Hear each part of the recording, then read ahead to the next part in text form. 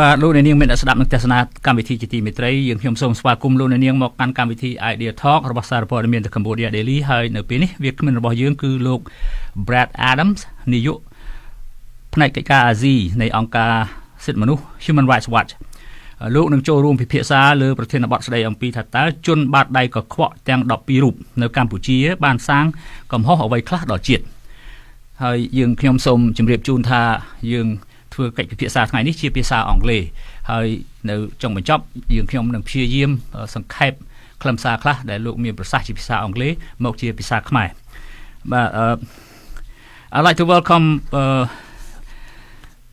to our Idea Talk program today. I'd like to welcome Brad Adams, Asia Director, Human Rights Watch. Thank you for being with us on this program today, and I know you woke up a little earlier than usual today. Good morning to you. Good morning. Thank you for inviting me. Okay. Today we are going to discuss this on our program in English, and I do my best to translate it in Khmer at the end of our discussion. Human Rights Watch has published reports on Cambodia's abusive generals who surround Prime Minister Hun Sen. Just recently, you also updated your report on the so-called Dirty Dozen, the generals who have abused and violated human rights. My first question, Brad, what have the 12 generals done to Cambodia to deserve to be called the Dirty Dozen? Well, each has a long history of committing very serious human rights abuses to maintain the power of the CPP, and in the last 2 decades, really the singular power of Prime Minister Hun Sen. We have people like Paul Saroun, who used to run the armed forces, who was involved in, for example, the coup in 1997. His forces committed very serious abuses. He was sitting right next to Hun Sen in Hun Sen's compound when the coup took place. He was a former member of the Khmer Rouge, and he's been responsible for many extrajudicial killings. When you're in charge of the army, you're responsible for all of the army's behavior, good and bad. We never saw any effort by Paul Saroun to hold his forces accountable, to end impunity within the armed forces. And as you know, if a soldier does something in Cambodia, they can almost get away with it every time, simply because they wear a uniform. They're protected by senior officials. And there's someone like Net Savoon, who's the national police chief, who was involved in human rights abuses as far back as the 1980s under the state of Cambodia. As you know, he's related by marriage to Hun Sen, and that's why he has his job as national police chief now. Net Savoon was also involved in the coup in 1997, and the police who've worked under him have been involved in things like killings, torture, extortion, and drug trafficking. And then, in another branch of the armed forces, we have General Sao Soka, who has been in charge of the gendarmerie for more than 20 years now. Sao Soka is a very smart guy. I've met him. He looks like a soldier. Problem is that, as he told me, I take my orders from Hun Sen. And so he told me if I have a problem with what he has done, I have to take it up with his boss. Now, a good soldier follows the laws of war, if it's combat, and follows the national laws in peacetime. Yet Sao Soka has decided that his career and his personal wealth are more important than following the law, and so the gendarmerie have been involved in huge numbers of human rights abuses. One of the most famous ones, in addition to his role in the coup in 1997, which he's very proud of, by the way, he admitted his role in the coup in 1997 to me. I see. Was putting down protests. There have been a lot of labor protests that the gendarmerie have been called out to put down to stop the labor movement from succeeding in having peaceful demonstrations, peaceful protests, and improving their living and working conditions. I mean, those are just three of them. We chose what we thought that were some of the most important people keeping the CPP in power illegally and keeping Hun Sen in power illegally. Because remember, the army, the gendarmerie, and the police they take an oath to the country, not to a political party, not to a particular political leader. And instead of being serving the people of Cambodia, they've served the interests of Hun Sen and the CPP.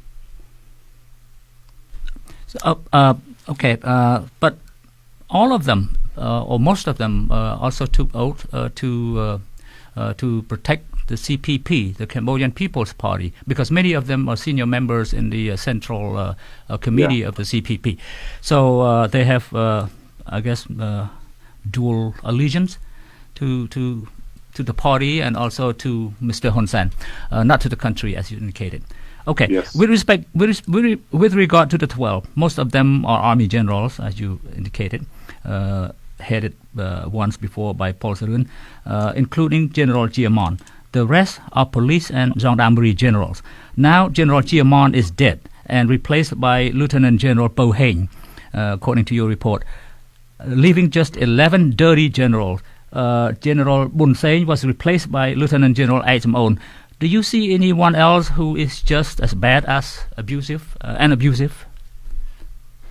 Yeah, well, your point about them being senior members of the CPP is very important. I worked in Cambodia. I lived in Cambodia from 1993 to 1998, and I was an advisor to the National Assembly on Human Rights. I'm a lawyer. Yes. I gave them legal advice, and then I worked for the United Nations Office of the High Commissioner of Human Rights. And during that time, I worked very closely with Sar Keng, who was the Minister of Interior, and other people in the government. We drafted a law with the Ministry of Interior that said that senior officials in the armed forces and the judiciary should not be officials of a political party. Okay. And if that law had been passed, I think the country would be in much better shape, because if you're a general, you should not be in a political party. Your job is to stay out of politics, whether you're in the police or the army or the gendarmerie.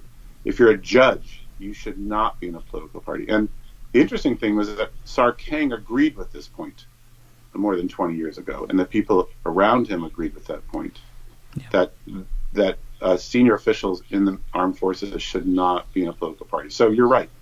They now not only are in the CPP, they're very high-ranking people, and they've made it clear that they think their first responsibility is to the party, not to the country. Okay. So now, in terms of are there other people who should be on the list? Hing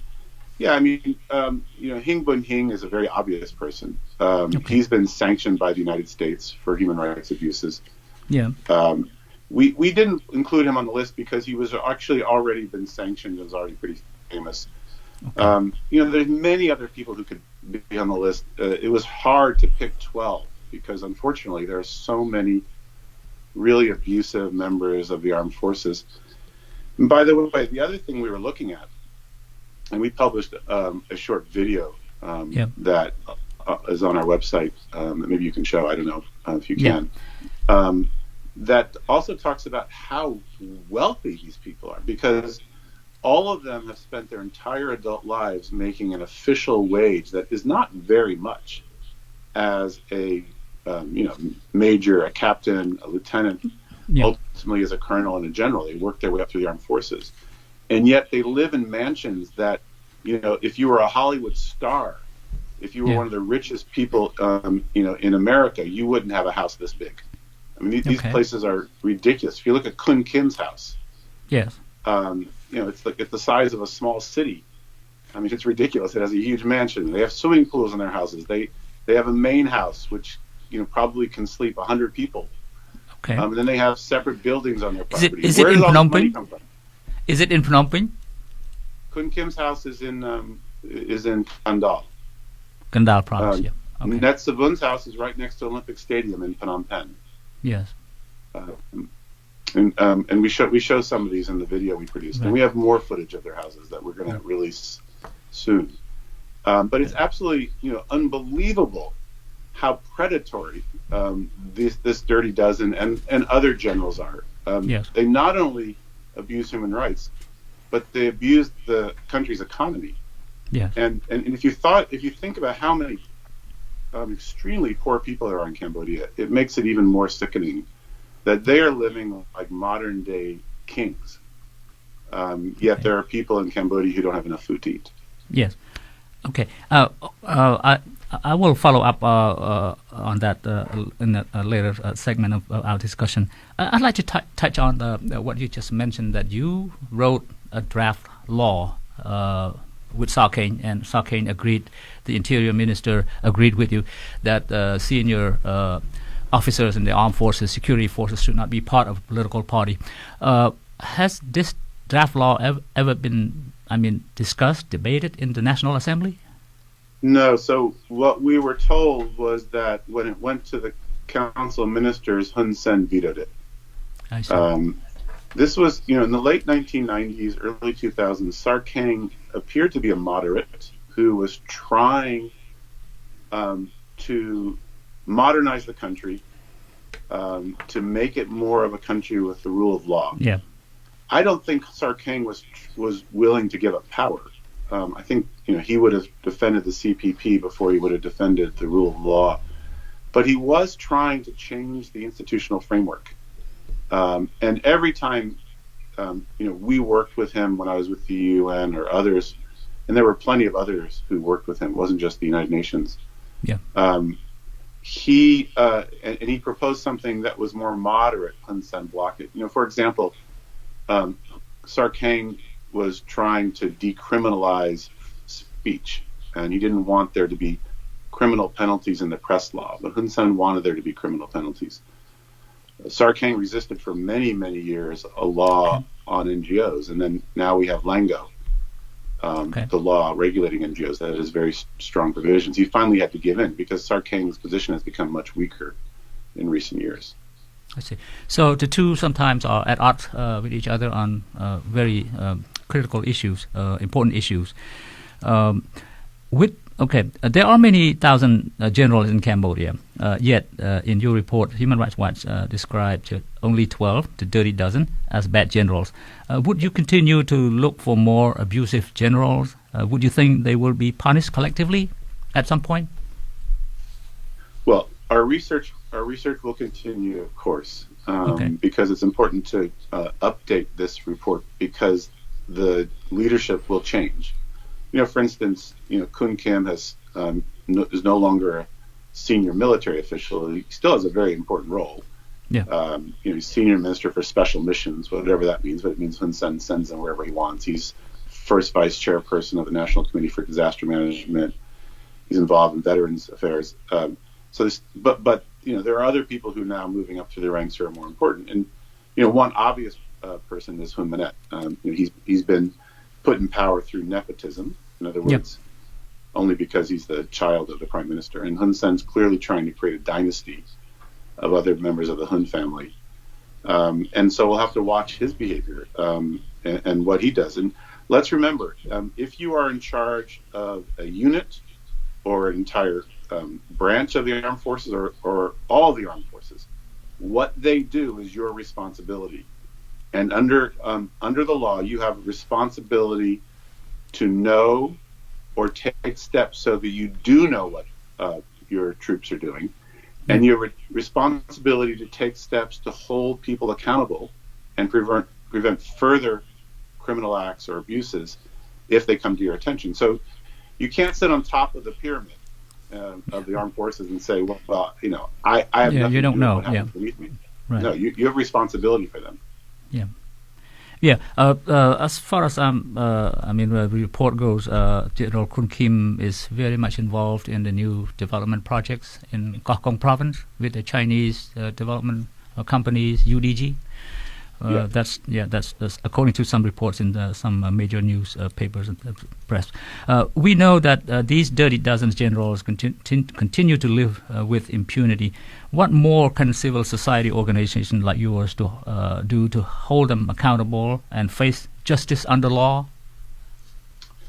Well, one thing is we need to watch their career progression. I mean, for example, General Bun Seng was promoted to Secretary of State at the Ministry of Defense.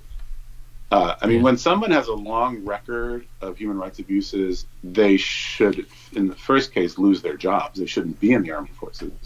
Yeah. They, of course, should be prosecuted if they committed crimes, but they should not be promoted. So, when Hun Sen promotes these kinds of people, he's basically stepping on the graves of their victims. He's telling victims and their families that he doesn't care at all about what they've done. I mean, another example would be Sok Paul, who was appointed to Secretary of State at the Ministry of Interior. Sok Paul, Sok Paul, yeah. I mean, Sok Paul is notorious. Sok Paul was so notorious during UNTAC that the United Nations was, their policy was they would not meet with him. He was involved in the A teams, the assassination teams during UNTAC that killed so many opposition activists in Funsenpec, the BLDP, and civil society. I see. And then he was so notorious that he was not given a job in the first mandate after the UNTAC election. So in the period 1993-1998, he was left out, along with people like Sin Song. He was not given a job because he was so notorious. But basically, the international community forgot about him. They did. When I was working there, I would talk to people about Sok Paul in embassies and other UN agencies, and they didn't know who he was, which shocked me because Cambodians knew who he was. And so, one thing to answer your question, what can be done, is we can't forget. We can't forget what people have done and who they are, because what they have done in the past is very likely what they're going to do in the future. Okay. In terms of holding them accountable, we are still working with the United States, the European Union. The UK has a new Magnitsky sanctions law coming on books. Australia is considering a new Magnitsky law. We're working with countries to strengthen their regime to impose individual personal sanctions on human rights abusers that would involve things like seizing their assets when they're overseas. Now, many of these generals have so little confidence in Cambodia that they parked their assets overseas, and they own big houses in lots of different countries. We see people like Netsavun buying property in London. We see pictures of his family, his daughter, taking luxurious trips. In St. Kitts and Nevis, Central America. And they're getting passports from other countries, like you just mentioned. Yes. And we need to make sure that's not happening. There's a big controversy in the European Union now because passports have been given to Cambodians in Cyprus in an irregular process. It appears that there may have been some corruption in Cyprus that led to these passports being issued. But would it be surprising if Netsavun paid a bribe to get a passport in Cyprus, given his long record of corruption? It wouldn't be surprising at all. Yeah. Now, some years ago, actually a few years ago, our law enforcement, U.S. law enforcement agencies such as the FBI, invited Netsavun to attend some kind of a seminar in the United States. I know that the blacklisting of him and his family members are not part, as long as he has an official invitation to attend something in the United States. But my concern is this: why would we continue to invite someone from a country who has a record of abuses? What can we teach him that he doesn't know? Nothing. Look, we've had a lot of discussions about this recently with donors and governments. Some of whom have wondered about whether they should continue with technical assistance, in other words, training of police, army, and judges. And the consensus is that this is a waste of time in Cambodia. I spent much of my time in Cambodia doing training of lawyers and judges. I did training of police and military as well, as did my colleagues. We had a huge program of training. It's been going on for years and years and years. I think the reality is that they know what their responsibilities are. They know what the law is. They know, for instance, if you're a soldier, what the Geneva Conventions say. They choose not to follow that. That's a choice they're making. Okay. And so you can't train somebody out of their political affiliation or their selfishness, because look, they do these things because they want to keep their jobs, they want to keep their money, they want to keep their power, they want to keep their houses. Right. Please their bosses. They need to please their boss. And this is not just true in Cambodia. We have this debate in Indonesia, in Burma, Myanmar, in Pakistan, the Philippines. Training is only useful if there is a political commitment to use that training positively. If we see that the political authorities want the training because they want their soldiers and their police to behave better and that they will hold them accountable when they don't, then training can be really valuable. Yeah. But clearly this is not the case in Cambodia, unfortunately. Okay. Now, we talk about army and police generals who have done dirty work for their boss, PM Hun Sen, Prime Minister Hun Sen. Does Human Rights Watch compile records of abuse by other civil servants in high position and include them, at some point in the dirty dozen or 2 dozen? Yes. I mean, of course we do. Civil servants besides our forces, Yeah, they don't have to wear a uniform to commit a human rights abuse. And so, of course we do. I have to tell you, this is a 271-page report that's now in Khmer as well as in English. Okay. It's a lot of work. It takes a lot of time. Yeah. Investigating these things in Cambodia is complicated. We are committed to the highest standards of research, so we don't want to make mistakes, which means it takes checking and cross-checking. We believe every single thing in that report is accurate, but it takes a long time. And, it's, as you as journalists know, that it's dangerous work in Cambodia. It's dangerous for journalists. It's dangerous for human rights workers to go out and ask questions about people who control the armed forces, to ask questions about Hun Sen. It takes a lot of time. And, just this last week, we've seen the Radio Free Asia journalists, the 2 journalists, have the Supreme Court say that they're going to keep the case going. They're going to send it back for reinvestigation. A case where there are no facts showing they've committed any crime. They're still saying they have to go back and start the investigation over. They're basically saying to the court in Phnom Penh, go find some case against them. Go make up some facts, because we are not going to let this case go. Okay. So you can see what kind of fear this can create among journalists.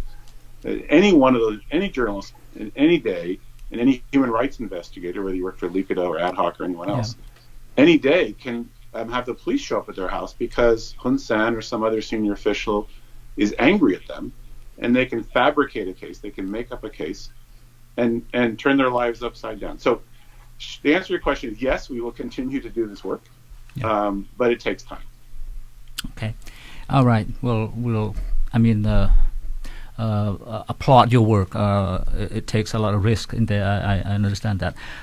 Now, with these 200-plus page report in English and also 400-plus page report in Khmer, do you think any organization can use this as a proof of facts, to submit it to a court somewhere? Can it be done in some way? Yeah.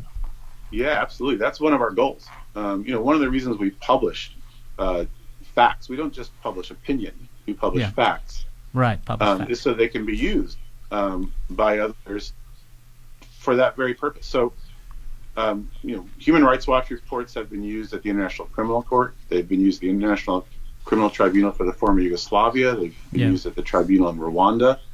They've been used in courts in places like Lebanon and Guatemala.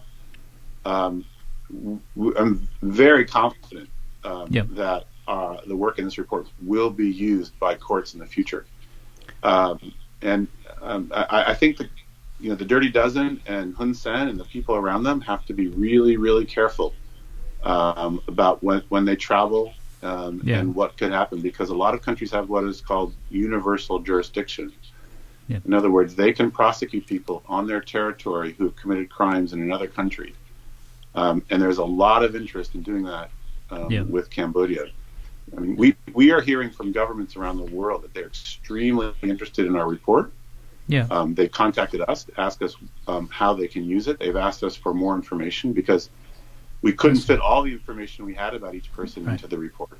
Yeah. And they are interested, in taking action on Cambodia. The governments around the world are very fed up with Hun Sen and his regime. Hun Sen has made so many promises over the years about human rights and corruption and protecting the environment and land and all the other things. And he's broken them all. Yeah. Well, he barely keeps his promise. Okay. You are an attorney by trade. Does it have to be a government to take up the case to court, the International Criminal Court, or can a civil society organization, take up the case? Oh yeah, no, absolutely. Civil society anyone can file a claim with the International Criminal Court. And there is a case about land that is being considered by the International Criminal Court that was filed by civil society on behalf of victims of land takings. It basically makes the claim that Hun Sen and the CPP are running a countrywide illegal land taking racket, and that the taking of that land is so widespread, and Global Witness has published a lot on this, is so widespread and has displaced so many people that it amounts to what is called a crime against humanity. And that's something that the International Criminal Court has been looking at for a while. I mean, I do want to caution people, it's not easy to get the International Criminal Court to take up a case submitted.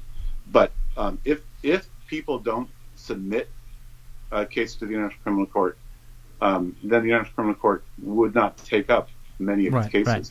Yeah. I mean, sometimes it simply reacts to the front page of the news around the world, but in other cases it requires people to come forward with information. Yeah. Okay. Well, let's hope. Well, by the way, why can't Human Rights Watch take up the case? By itself to the court. I mean, you do the work and you know the fact. Yeah, you can. Okay. We can. Yeah, oh, we can. I see. Okay. Yeah, I mean, from time to time, we have lots of private communications with the International Criminal Court and other courts around the world. From time to time, it becomes public what we're doing. I see. Sometimes it's better to prepare the case and take the time to prepare it properly before announcing anything. Right. But the most important thing to us is, we want to hold people accountable, but we also want individual victims to have their claims heard and have them feel like their rights are upheld. So it's not just about accountability; it's two sides of the equation. We need to work with individual victims and victims groups so that they can have their voices heard. Okay. After all, it's their rights. It's not my right that's being violated. It's not Human Rights Watch's right being violated. It's Cambodians' rights. Okay. Thank you. I just have a few more questions. Last year, Reuters news agency reported about Hun Sen's family members using their spouses and cronies' positions to amass wealth and buy foreign real property. Is Human Rights Watch going to include the Khmer rich, they call rich, among the Hun Sen clan members in your next report at some point? Yeah, we're trying to very carefully assemble this information. Jack Davies is a reporter who used to work in Cambodia who's done some fantastic work also documenting the unexplained wealth of the Cambodian elite. And they publish it, I think, mostly with RFA. I think, the important term here is unexplained wealth. That's the main concept internationally now. If somebody has extreme wealth, they can be asked by courts to show what the source of it is. Yeah. The UK now has a new law. It was used against a Russian tycoon recently for the first time. And this tycoon had to give up millions and millions and millions of dollars in property because he could not explain, I think it was actually a woman, she could not explain where she got it from. Like, how did you, what is the basis for you having all this money to buy all this expensive property in the UK? And that's exactly what we have here. We have people with incredible wealth, both inside and outside Cambodia, who can't explain where it came from. If any of the dirty dozen was put under oath in an independent court under the penalty of perjury, I think they would have to say that they got their money through corruption, through bribes and kickbacks and illegal things like land deals or owning interests, hidden interests in garment factories, or other things, rubber plantations. Paul Saroon, I interviewed Paul Saroon years ago, and he admitted to me that he was using, I was sitting in his garden in Phnom Penh, and he admitted to me that he was using military helicopters to send people back and forth from Phnom Penh to a shrimp farm he owned in Kampot. And he was using soldiers as laborers in the shrimp farm. And I said to him, is that appropriate? He said, well, he laughed. He said, well, the soldiers prefer that to, military duty. I mean, also I give them a little extra money. And then he laughed. For him, this was just routine. This was nothing unusual, nothing even to be ashamed of. He was so used to this kind of corruption that he shared it with someone like me. And he's very openly, very, very happily told me about this. Really? So he's proud of doing what he's done, and proud to tell you that fact too. So I think I think most of these guys no longer see that it's wrong. They're so deeply corrupt. It's such a way of life. They don't even know what they're doing is wrong anymore. They don't understand why people would consider this to be terrible. I give my boys a few extra dollars, and he left out of the sentence, and I make millions, and I live like a king. He didn't mention that part to me, but that was obvious because I was at his house. I see. Okay, all right. Two more questions actually. Can you see the next U.S. administration, whoever is going to win this election, will pursue the real punishment on the Dirty Dozen and other abusive government officials? Well, it's interesting that you said that. The Biden campaign has made, said very clearly that they intend to end Trump's policy of embracing dictators. Right? Joe Biden has said that over and over again, and Hun Sen certainly is a dictator. They've also talked about strengthening the sanctions regimes for human rights abuses.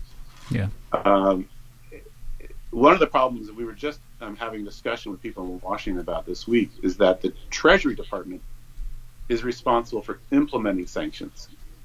Basically, the Finance Ministry of the United States is responsible for implementing them. It may be the State Department that recommends them, but it's the Finance Ministry, the Treasury Department, that implements them. And they don't have enough resources and staff because this is a global problem. It's not just Cambodia. I mean, we've seen sanctions in China and Russia and Venezuela. Many other countries have faced sanctions. And so I think the answer to your question is yes, we've been told to expect more sanctions cases of Cambodians. But the process is much, much slower than we would like and think it should be. I'm very hopeful that we'll see a new administration that actually cares about human rights, because it's clear the Trump administration doesn't, and that administration will put people into positions in the Department of State, Department of Treasury that care about this, and we'll be pressing them from the first day. Trust me, we will be pushing them very hard from day one. Okay. Yes, we have laws here in place, the Magnitsky Act, Global Magnitsky Act, and also the Frank Dot, law, extraction of natural resources, something like that. And also the GSP as a leverage when it comes to, import-export taxes. Okay, one last question, Brad. Just yesterday, Hun Sen warned ex-CNRP, the Cambodian National Rescue Party, MP, Member of Parliament Ho Wan, to tone down his voice against Hun Sen, against him, or the CNRP MP will endanger his family in Cambodia, his wife, his children. Can this warning represent, a real threat to the lives of Ho Wan's family from a powerful man? And what can be done about it? Yeah, this is really sickening. Hun Sen does a lot of sickening things, but threatening the families, the wife and children of a political opponent is really almost beyond belief. I mean, this is something, we saw this kind of Khmer Rouge behavior or cultural revolution behavior. Only the world's worst dictators say and do things like this. It is a threat that they have to take seriously, because Hun Sen has routinely used violence against political opponents. It's beneath the dignity of the office. That's obvious to say, but it needs to be reinforced. A prime minister of a country should have a certain level of dignity. Should behave with a certain level of respect for the office, and the people he's supposed to serve. And to threaten people who have nothing to do with the political dispute that he's having is really unthinkable. And I can tell you, a lot of bad things happen in Cambodia. There's a lot of news that comes across the wires about this person or that person being arrested, or somebody being abducted or disappeared or harmed. I got a lot of inquiries yesterday from media and governments about this particular statement Hun Sen made. I think it really upset a lot of people. They really, find this kind of language really shocking. And a lot of people, asking, what can we do about this? What should we do about this? And, the most important thing I think governments can do is to publicly denounce this. They should not stand on the sidelines. I told them, I don't want to hear from you privately about how upset you are. I want to hear from you publicly about how upset you are. You need to communicate this very clearly and publicly to Hun Sen and the Cambodian people. This is completely unacceptable. Okay. Anything else you'd like to add, Brad, before we leave? I think that one of the most important things that's overlooked in Cambodia is that for the last 25 years, the political opposition has engaged in peaceful political activities only. Nobel Peace Prizes have been given out to non-violent protest leaders like Martin Luther King and others.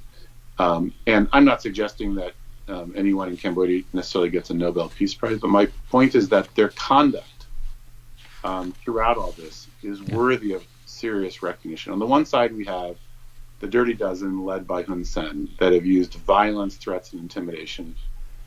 Big and small. We've had coups, we've had killings of activists, so many we couldn't name them all right now. And then we have things like this threat against the family of an opposition member yesterday. And on the other side, we've had nothing but peaceful political protest, peaceful political rallies.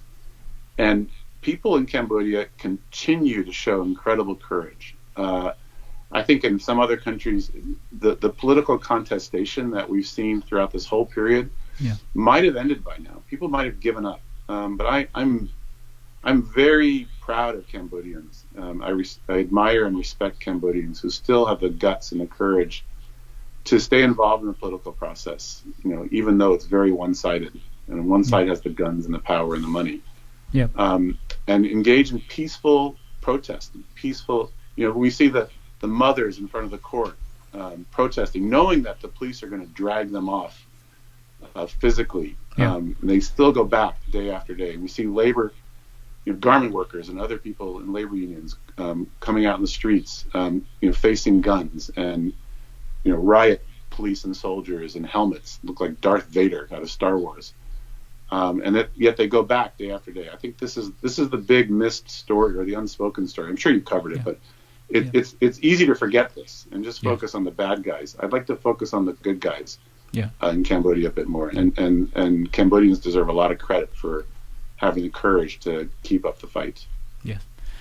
Thank you, Brad. We do from time to time talk about the good guys, and also I'm sure thank you, and thank you for your time, and for sharing your thought, your view on Cambodia with us, and we appreciate it.